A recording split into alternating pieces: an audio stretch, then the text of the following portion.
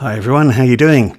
Okay, I don't collect VHS tapes any longer, but I happened to be in a thrift store just the other day and my eyes focused upon something which I thought, I have to get this.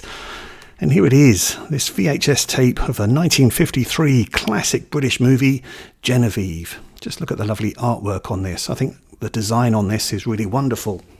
And here's just the reverse of the tape as well, and you get to see a few scenes from the movie here.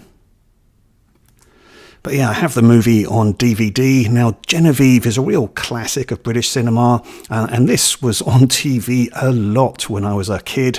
So back in the 70s and early 80s, this was always on TV, perhaps too much, it would be said. But yeah, so I saw it countless times on TV. But yeah, film from 1953. It was a huge hit at British cinemas. It was Oscar nominated for its script and its music score. It won the BAFTA for Best British Film. It won a Golden Globe for being Best Foreign Film.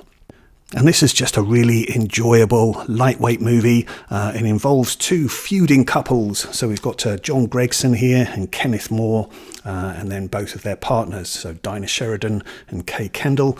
But yeah, the guys, they both are vintage car enthusiasts. They both have vintage cars from 1904, and they take part in a London to Brighton car rally. And once they're in Brighton, they're still feuding and bickering, and they decide to put a wager against each other to see who can be the fastest to get back to Westminster Bridge. Yeah, really, really good fun movie this, incredibly entertaining. British movie that was made mostly at Pinewood Studios. So in fact, they did actually have to do a lot of filming fairly close to Pinewood Studios, but nonetheless we do get some terrific scenes as well that are filmed in Brighton along the coastline, and also the finale, of course, around London and Westminster Bridge. And so it really is wonderful to see the cars out there, the roads, all the various shops and other vehicles that are around of the 50s, and so you get a really fantastic British period flavour of the 50s by watching this. Like I say, there's not a great deal to the actual script itself, but it is just humorous. It's very lightweight. The cars cough and splutter, and the couples bicker and moan, and that's pretty much it for most of the movie. But yeah, it's a really, really entertaining watch and absolutely a classic. Now, the film really made stars of all of the main four characters here. So Kenneth More made a big star out of him, and he was very popular in the 50s on British films, including playing Douglas Bader in Reach for the Sky. And also he actually happened to be in the very first movie that I saw at the cinema, which was Northwest Frontier. So a film from 1960, but it was actually shown in the cinemas as a second feature in 1975. And that's where I saw it. But yeah, fantastic film directed by J. Lee Thompson. And of course, he's also known for being in the absolutely wonderful British version of The Sinking of the Titanic, which is A Night to Remember. And Dinah Sheridan, who you see here, she's absolutely wonderful in the film. It made a star out of her. But interestingly enough, although this film was in 1953, it was another 17 years before she actually made a movie. And when that movie came out, it was another classic and a really beloved film because she played the mother of the railway children. Absolutely wonderful film.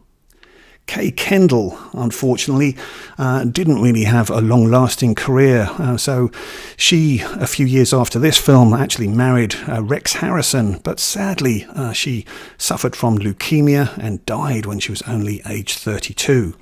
John Gregson as well, another British actor who was popular in the 50s, and he had a number of successful movies, but he also had a fairly short-lived life, died sadly at the age of 55.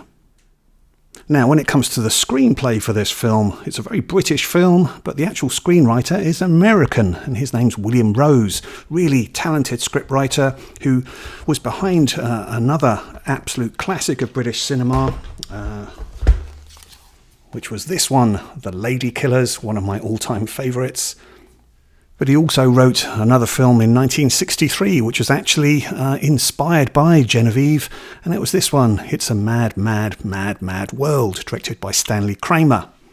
And then he reunited with Stanley Kramer as the screenwriter on this one from 1968, Guess Who's Coming to Dinner, with Sidney Poitier and Katharine Hepburn. The film looks absolutely gorgeous in Technicolor, and it was filmed by cinematographer Christopher Challis, and he had worked with Powell and Pressburger on The Tales of Hoffman, and he was also cinematographer on Chitty Chitty Bang Bang. And the music score on this one is really quite a special one because it's actually composed by the legendary harmonica player Larry Adler.